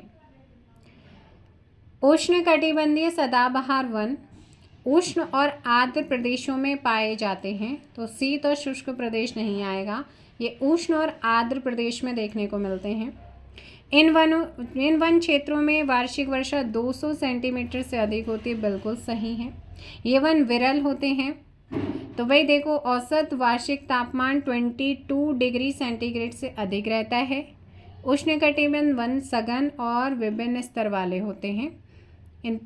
चूँकि इन पेड़ों के पत्ते गिरने, फूल आने और फल लगने का समय अलग अलग है, इसीलिए जो है ये वर्ष भर हरे भरे दिखाई देते हैं। इन वनों में पाई जाने वाली मुख्य वृक्ष जैसे रोजवुड है, महोगनी है, एनी है, एबॉनी है, मैपल है। ऑप्शंस बी यहाँ पर आपका क्या हो जाएगा? सही आंसर होगा।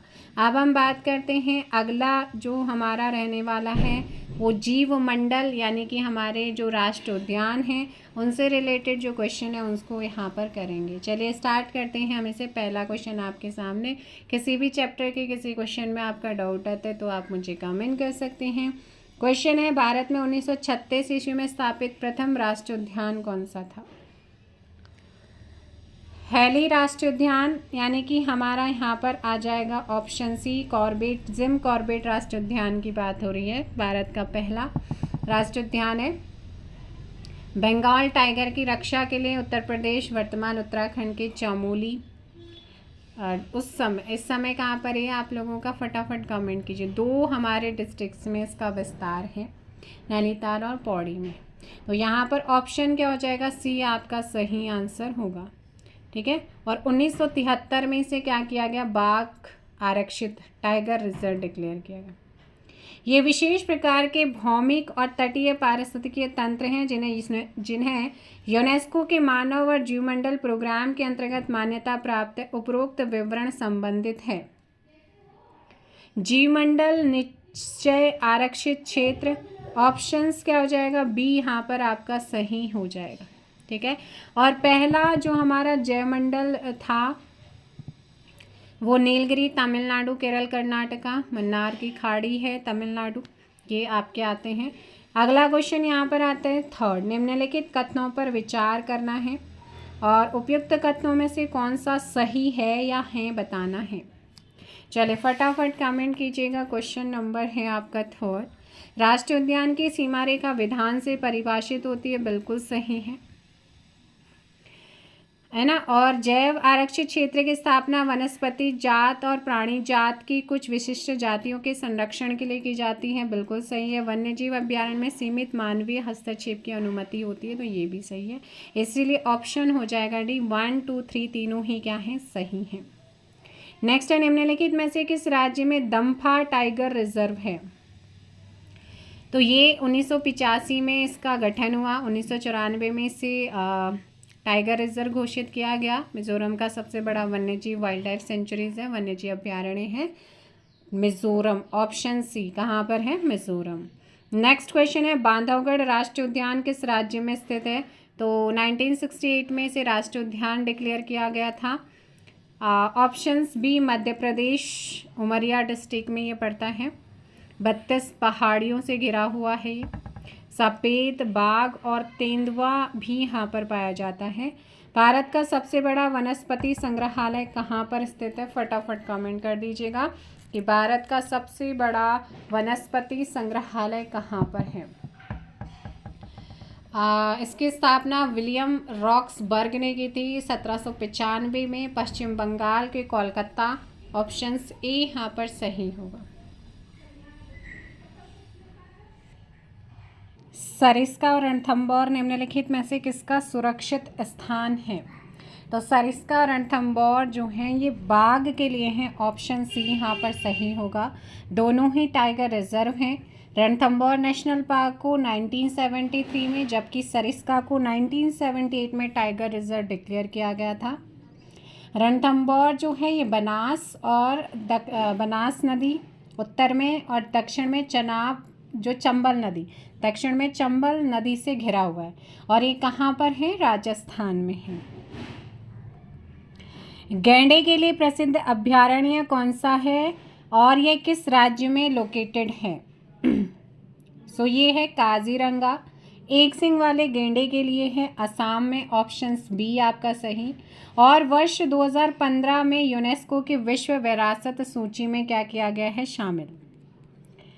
निम्नलिखित में से भारत का कौन सा क्षेत्र उष्णकटिबंधीय सदाबहार वन से आच्छादित हुआ है? तो भारत का कौन सा क्षेत्र उष्णकटिबंधीय सदाबहार वन से आच्छादित हुआ है? ये है पश्चिमी घाट। ठीक है, कौन सा है? पश्चिमी घाट। यहाँ पर आपका सही आंसर हो जाएगा।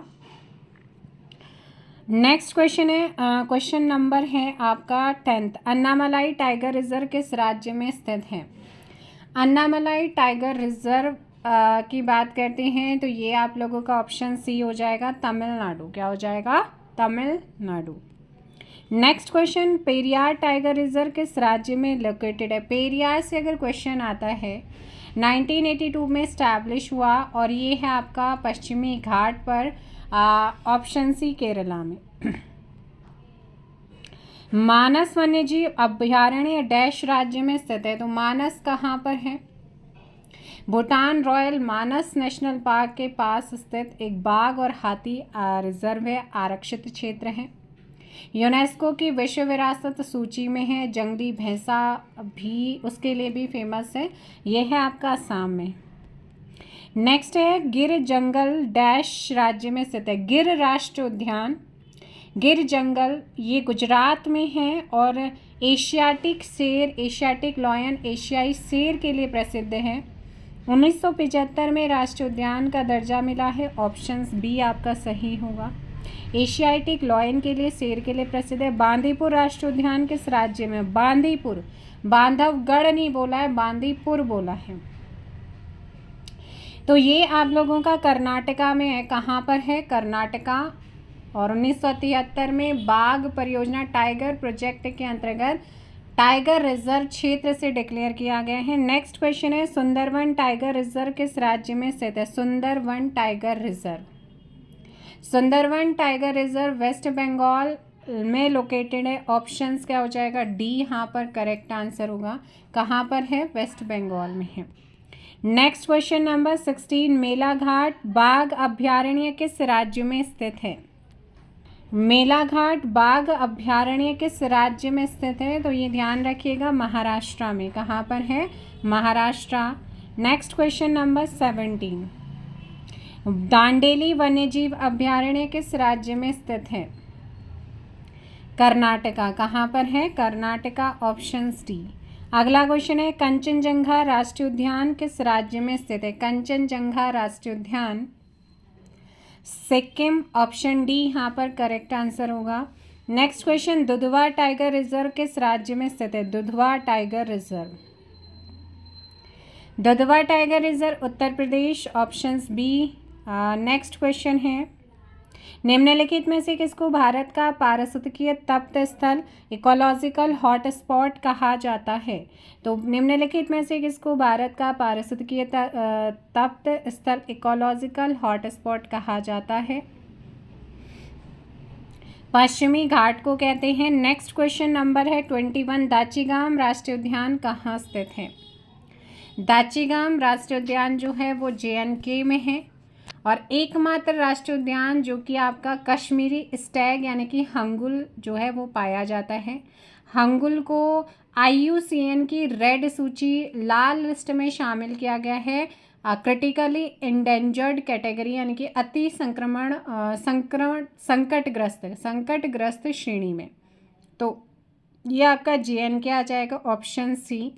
नेक्स्ट क्वेश्चन, पन्ना राष्ट्रीय उद्यान किस राज्य में स्थित है? कौन सा? पन्ना राष्ट्रीय उद्यान। Question number 22 and the correct answer हो जाएगा यहाँ पर ऑप्शन डी, मध्य प्रदेश में है। यूनेस्को की विश्व विरासत सूची में भी शामिल है। टाइगर रिजर्व भी इसे डिक्लेयर किया जा चुका है। भारत में जैव भौगोलिक क्षेत्र की संख्या कितनी है? तो ये आपका ट्रांस हिमालय, हिमालय क्षेत्र, मरुस्थल, आर्द्र शुष्क, पश्चिमी घाट, दक्कन प्रायद्वीप, गंगा का मैदान, उत्तर पूर्वी भारत, द्वीप, तटीय प्रदेश। ऑप्शन हो जाएंगे 10th। कान्हा राष्ट्रीय उद्यान दलदली हिरण, स्वैम्प डियर की दुर्लभ और लगभग विलुप्त प्रजातियों को संरक्षित करने वाला राष्ट्रीय उद्यान जो है उद्यान है, जिसे इसके रूप में भी जानते हैं। किसके रूप में? कान्हा मध्य प्रदेश। और यहाँ पर आप लोगों का सही आंसर हो जाएगा ऑप्शन ए, बारहसिंगा।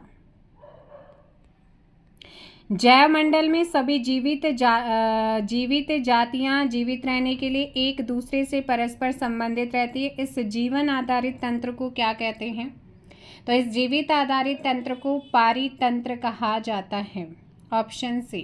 ठीक है, पारितंत्र का आकार एक छोटे तालाब से लेकर लाखों एकड़ में विस्तृत अमेजन वर्षा वन जो है ना, ब्राजील तक हो सकता है, मतलब उसके जैसा। अगला क्वेश्चन है, नेपाल में कौन सा राष्ट्रीय उद्यान भारत के वाल्मीकि राष्ट्रीय उद्यान का विस्तार है? चितवन। कौन सा हो जाएगा? चितवन। और वाल्मीकि राष्ट्रीय उद्यान बिहार के अंदर है। 1973 में गठित हुआ, 1984 में इसे यूनेस्को की विश्व विरासत में शामिल किया जा चुका। भारत में जंगली गधा वाइल्ड एश कहाँ पाए जाते हैं? तो भारत में जो जंगली गधा है, वाइल्ड एश है, वो कहाँ पर मिलता है? गुजरात के कच्छ के रण में। और IUCN की जो वो है संकटग्रस्त श्रेणी है, उसमें से सूचीबद्ध किया गया है। जंगली गधा जो होता है ना, इसे खच्चर भी कहा जाता है। निम्न में से कौन सा जोड़ा सही है? आप देखो, बांदीपुर आपने पढ़ा था, कहाँ पर है? कर्नाटका में है। मानस हमारा असम के अंदर है। सिमलीपॉल हमारा उड़ीसा में है। जो रणथंबोर है ये राजस्थान। बिल्कुल ऑप्शन क्या हो जाएगा आपका यहाँ पर? सी करेक्ट होगा। 1955 में राष्ट्रीय उद्यान और 1973 में प्रोजेक्ट टाइगर के अंदर इसे शामिल किया गया था। ओडिशा राज्य में स्थित सिमलीपॉल प्रसिद्ध है। तो सिमलीपॉल राष्ट्रीय उद्यान आपका कहाँ पर है? ओडिशा में है। मयूरभंज डिस्ट्रिक्ट टाइगर रिजर्व और राष्ट्रीय उद्यान दोनों के लिए है। और बाघ, हिरण और हाथी। ऑप्शंस हो जाएगा यहाँ पर ए, वन्यजीव अभ्यारण्य के रूप में। ऑप्शंस हो जाएगा ए। नेक्स्ट क्वेश्चन है, निम्नलिखित में से वे राज्य कौन से हैं जिनमें अगस्त्यमलाई जीवमंडल विस्तृत है? अगस्त्यमलाई जीवमंडल जो है वो केरल और तमिलनाडु। ऑप्शंस ए सही। 2001 में गठित, 2016 में यूनेस्को की जीवमंडल सूची में इसे ऐड किया जा चुका है। नेक्स्ट क्वेश्चन है, भारत में सबसे पहला बायोस्फीयर रिजर्व कहाँ स्थापित किया गया? Important question. पहला है 1986 में इसे स्थापित किया गया। कर्नाटका, केरला, तमिलनाडु और ये है आपका नीलगिरी। कांगेर घाटी नेशनल पार्क कहाँ पर स्थित है? कांगेर घाटी नेशनल पार्क जो है वो 1982 में गठित हुआ और छत्तीसगढ़ का जो बस्तर डिस्ट्रिक्ट है वहाँ पर। Option D. सुल्तानपुर पक्षी विहार किस राज्य में स्थित है? कौन सा? सुल्तानपुर पक्षी विहार। सुल्तानपुर पक्षी विहार हमारा हरियाणा में है। यहाँ पर हमेशा पर प्रति वर्ष क्या आते हैं? प्रवासी पक्षी भी आते हैं। Options B Haryana. Next question, अपने प्राकृतिक परिवेश में वन्य जीवन के लिए कानूनी रूप से आरक्षित क्षेत्र कौन सा है? ऑप्शन बी वन्यजीव अभ्यारण्य। कौन सा आ जाता है? वन्यजीव अभ्यारण्य। नेक्स्ट क्वेश्चन, सूची 1 को सूची 2 से मैच करना है। गिर वन जो राष्ट्रीय उद्यान है वो कहाँ पर है? गुजरात। ठीक है, गुजरात आ जाएगा। भरतपुर बर्ड से जो आपका पक्षी विहार या बर्ड सेंचुरी है वो कहाँ पर है? तो वो राजस्थान में है। और इस तो ऑप्शन तो वैसे एलिमिनेट हो रहा है। बांधवगढ़ आपने सेंचुरी या राष्ट्रीय उद्यान की हम बात करते हैं तो मध्य प्रदेश में आ जाएगा बांधव। और काजीरंगा हमारा आसाम में है। सो ऑप्शन है हमारा कौन सा? बी करेक्ट हो जाएगा। नेक्स्ट क्वेश्चन नंबर, जीवमंडल आरक्षित क्षेत्रों की पहली परियोजना कौन सी? जीवमंडल आरक्षित क्षेत्रों की पहली परियोजना कौन सी है? देखो यहाँ पर बात करते हैं किसकी हम, नीलगिरी, तो ये 1986 में है और जी मंडल के अंदर से रिजर्व किया गया था। दूसरा हमारा सुंदरवन की बात करते हैं, 1989 में आ जाएगा। नंदा देवी 1988 आ जाएगा और वहीं मन्नार की खाड़ी 1989 आएगा। सो करेक्ट आंसर यहाँ पर ऑप्शन बी, नीलगिरी जीवमंडल आरक्षित क्षेत्र, ऑप्शन बी सबसे पहले आपका जीवमंडल डिक्लेयर किया गया है। मध्य प्रदेश का शिवपुरी राष्ट्रीय उद्यान या राष्ट्रीय पार्क किसके लिए महत्वपूर्ण है? तो ये आपका तेंदुआ चित्तल के लिए, ऑप्शंस हो जाएगा यहाँ पर डी, क्या हो जाएगा, ऑप्शंस डी। वन्य प्राणी अधिनियम 1972 के संबंध में नीचे दिए गए कथनों में से कौन सा या से सत्य है? फटाफट कमेंट कीजिए। क्वेश्चन नंबर है आप लोगों का 38। सो क्वेश्चन नंबर 38 में हम देखेंगे, यह अधिनियम वन्य प्राणियों के संरक्षण की कानूनी रूपरेखा तैयार करता है। बिल्कुल है ना, प्राणियों के जो वन्य प्राणी हैं उनके संरक्षण, उनके रक्षण की कानूनी रूपरेखा तैयार करता है। इसके दो उद्देश्य हैं। पहला उद्देश्य है कि सूचीबद्ध संकटापन्न प्रजातियों को सुरक्षा प्रदान करना। दूसरा, नेशनल पार्क तथा पशु विहार जैसे संरक्षित क्षेत्र को कानूनी मान्यता प्रदान करना। तो यहाँ पर हमारा आंसर हो जाएगा ए एंड बी, दोनों ही क्या हैं आपके सही आंसर हैं। तो इसी के साथ ये जो चैप्टर था वो फिनिश होता है। अब नेक्स्ट चैप्टर देखते हैं कौन सा है। तो नेक्स्ट चैप्टर हमारा जो आ रहा है वो कौन सा होगा, नदी, जलप्रपात, झील से रिगार्डिंग आपके क्वेश्चन हैं। फटाफट आंसर दीजिएगा।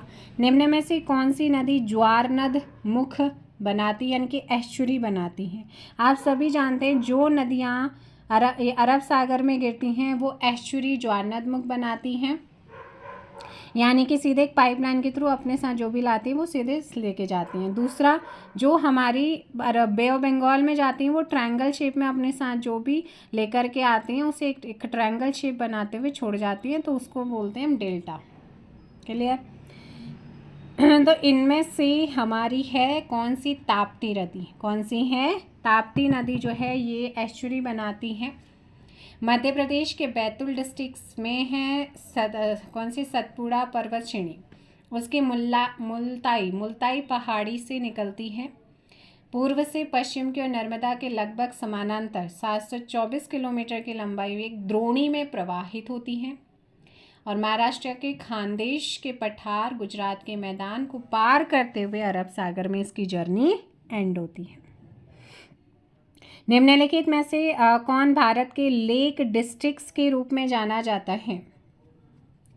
नैनीताल को जाना जाता है, लेक डिस्ट्रिक्ट बोला जाता है इसको। ऑप्शन से यहाँ पर ए सही आंसर होगा। अगला क्वेश्चन, कर्नाटक स्थित जोग प्रपात किस नदी पर स्थित है? तो ये शरावती नदी पर है, कावेरी नदी की सहायक शरावती, ऑप्शन सी करेक्ट होगा, है ना। महात्मा गांधी जलप्रपात, गरसोप्पा जलप्रपात के नाम से भी इसको जाना जाता है। भारत की सबसे लंबी झील कौन सी है? वेम्बनाड झील है, केरल में लोकेटेड है, सबसे लंबी पानी की झील। कयाल पाए जाते हैं इसमें, है ना, जो मछली पकड़ने व नौकायन के लिए प्रयोग किए जाते हैं। इसे पुन्नमदा झील के नाम से भी जाना जाता है। निम्नलिखित में से कौन सी नदी ज्वारनद मुख बनाती है यानी कि एस्चुरी बनाती? कृष्णा, महानदी, गोदावरी डेल्टा बनाती हैं। नर्मदा जो कि अमरकंटक मालवा पठार की अमरकंटक पहाड़ी से निकलती है। विंध्य सतपुड़ा के मध्य भ्रंश घाटी के बीच से के पूर्व से पश्चिम की ओर प्रवाहित अरब सागर में जाकर खंबात की खाड़ी में गिरती है। तो ऑप्शंस हो जाएगा आपका यहाँ पर डी। नेक्स्ट है मध्य भारत से निकलकर यमुना गंगा से मिलने वाली नदी निम्न में से कौन सी है? तो ये है आपकी बेतवा, यमुना की सहायक है। मध्य प्रदेश के होशंगाबाद डिस्ट्रिक्ट में विंध्याचल पर्वत से निकलती है, हमीरपुर के पास यमुना के दाएं तट पर मिलती है। दामोदर नदी को बंगाल का शो कहा जाता है, सोरो ऑफ बंगाल कहा जाता है। क्यों कहा जाता है? क्योंकि इसमें प्रायः तबाही मचाने, क्योंकि कभी भी अपना रास्ता बदल देती है। इसका जो उद्गम होता है वो छोटा नागपुर के पठार से होता है। खारी नदी किसके अपवाह तंत्र का अंग है? खारी नदी किसके अपवाह तंत्र का अंग है? वह है तो ये है आप लोगों का बंगाल की खाड़ी, ऑप्शन डी यहाँ पर सही होगा। नेक्स्ट क्वेश्चन, प्रायद्वीप भारत की सबसे लंबी नदी कौन सी है? 1465 किलोमीटर अप्रॉक्सीमेट इसकी लंबाई। नासिक डिस्ट्रिक्ट के त्र्यंबकेश्वर पहाड़ी से निकलती है और बंगाल की खाड़ी में गिरती है। दक्षिण भारत की गंगा या दक्षिणी गंगा या वृद्ध गंगा के नाम से जाना जाता है, ऑप्शन बी गोदावरी है। नेक्स्ट है, अलकनंदा और भागीरथी नदियों के संगम को क्या कहा जाता है? तो इनका जो संगम होता है उसे हम कहते हैं देवप्रयाग में होता है। तिब्बत में सांगपो कहलाने वाली नदी कौन सी है? तिब्बत में सांगपो, अरुणाचल में दिहांग और असम में ब्रह्मपुत्र, ऑप्शंस बी, और बांग्लादेश में जमुना। निम्नलिखित या निम्नांकित में से कौन दो भारतीय राज्यों की सीमा पर स्थित झील है? तो ये आपकी पुलिकट है, जो पुलिकट आपका सही आंसर होगा।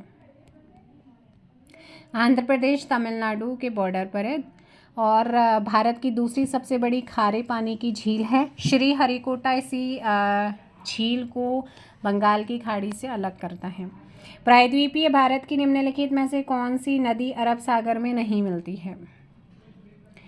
कावेरी। कौन सी है? कावेरी नदी, ऑप्शंस बी। कावेरी नदी कर्नाटक की ब्रह्मगिरी पहाड़ी से निकलती है और कावेरी पत्तनम के पास बंगाल की खाड़ी में गिर जाती है।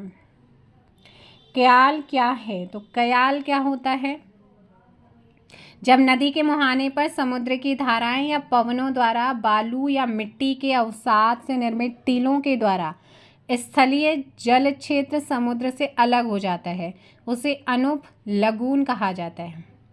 तो चिल्का, कोलेरू और पुलिकट अनूप झील के एग्जाम्पल हैं। केरल में लेगून झीलों को कयाल है ना, पुनमादा कयाल, अष्टमुदी कयाल, वेम्बनाथ कयाल। कयाल मतलब लेगून झील, तो ऑप्शन हो जाएगा डी। नेक्स्ट क्वेश्चन, सिंधु नदी का उद्गम होता है। सिंधु नदी का उद्गम कैलाश पर्वतमाला में स्थित मानसरोवर झील से होता है, ऑप्शन से यहाँ पर हो जाएगा सी, करेक्ट आंसर होगा। क्या हो जाएगा? सी। नेक्स्ट है, निम्नलिखित में से कौन से जलप्रपात नदी युग में सुमेलित नहीं है? लोध या बूढ़ा घाटी जलप्रपात, ये झारखंड के लातेहार डिस्ट्रिक्ट में लोकेटेड है, बूढ़ा नदी पर है ना। झारखंड का सबसे ऊंचा जलप्रपात इसको माना जाता है। बाकी हुंडरू स्वर्णरेखा नदी पर है, जोन्हा राहू नदी पर है, दसोंग कांची नदी पर है। नेक्स्ट क्वेश्चन, अरुणाचल प्रदेश में प्रवेश करने पर ब्रह्मपुत्र नदी को किस नाम से जाना जाता है? अभी मैंने आपको बताया था कि इसको किस नाम से जाना जाता है। तिब्बत में सांगपो, अरुणाचल में दिहांग, असम में ब्रह्मपुत्र और बांग्लादेश में जमुना, ऑप्शंस हो जाएगा बी, दिबांग। दिबांग इसकी सहायक है। रजरप्पा किन नदियों के संगम पर अवस्थित है? दामोदर, भेड़ा, ऑप्शंस हो जाएगा यहाँ पर ए, जलप्रपात है। नेक्स्ट क्वेश्चन, ब्रह्मपुत्र नदी उद्गम से लेकर डेल्टा तक निम्नलिखित में से किन किन देशों से गुजरती है? तो ये आपका चीन, भारत और बांग्लादेश, ऑप्शंस हो जाएगा यहाँ पर सी। नेक्स्ट क्वेश्चन नंबर है 20, भारतीय मरुस्थल की एक महत्वपूर्ण नदी कौन सी है? लूनी।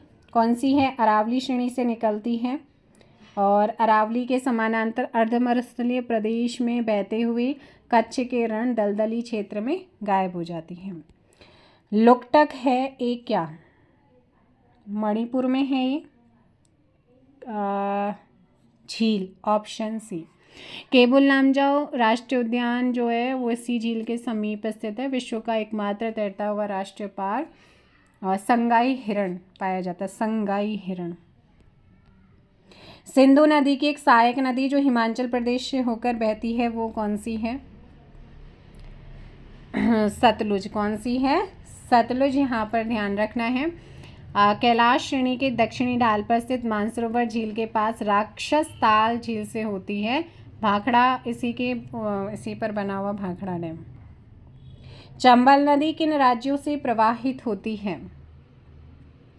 तो ये वैसे विंध्य पर्वत श्रेणी जनापाव पहाड़ी से निकलती है। उत्तर प्रदेश में यमुना नदी में मिलने से पहले मध्य प्रदेश, राजस्थान, के मध्य सीमा बनाती है। ऑप्शंस हो जाएगा डी। सांबर लवण झील कहाँ स्थित है? राजस्थान में।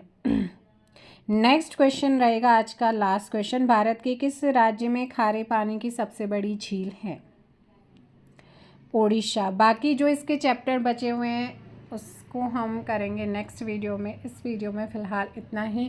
वीडियो को लाइक और शेयर कीजिए। किसी क्वेश्चन में कोई डाउट आता है तो आप कमेंट कर सकते हैं। Thank you so much. जय हिंद, जय भारत, जय उत्तराखंड, जय देवभूमि।